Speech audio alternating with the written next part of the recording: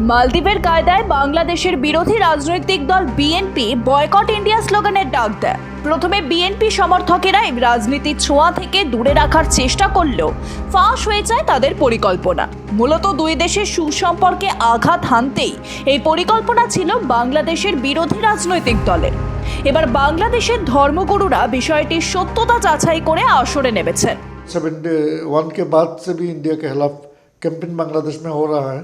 वहाँ में एक रॉन्ग इन्फॉर्मेशन वहाँ में हो गए है जो इंडिया 71 में बांग्लादेश से बहुत हथियार ले आया वगैरह ले आया, ये जुल्म किया, सितम किया, इस तरह की बात बांग्लादेश में बहुत ज़्यादा फैलाना है। तो इंडिया को ये लाजम है ये दिखाना हम तुम्हारे खिलाफ नहीं, हम तुम्हारे दोस्ती है। टेररिज्म इस्लाम के खिलाफ है। किसी को बेकसूर हमला करना, मारना, ये इस्लाम को भी অনুমোদন नहीं देते हैं। চলতি মাসে দুই দেশের সম্পর্ক দৃঢ় করতে ভারতে এসেছিলেন বাংলাদেশের বিদেশ মন্ত্রী। প্রতিবেশী রাষ্ট্রের প্রধানমন্ত্রী শেখ হাসিনার মুখেও ভারতের প্রশংসা শোনা গেছে একাধিকবার। এমনকি নির্বাচনের পরেও তিনি ভারতের সঙ্গে মৈত্রীর কথা তুলে ধরেছেন একাধিকবার। দুই দেশের রাষ্ট্রনেতারা মনে করেন প্রতিবেশীর সঙ্গে সুসম্পর্ক বজায় রাখলেই অভয়ের লাভ।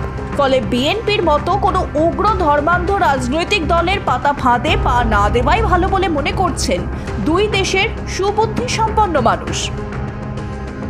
Bureau report, West Bengal live.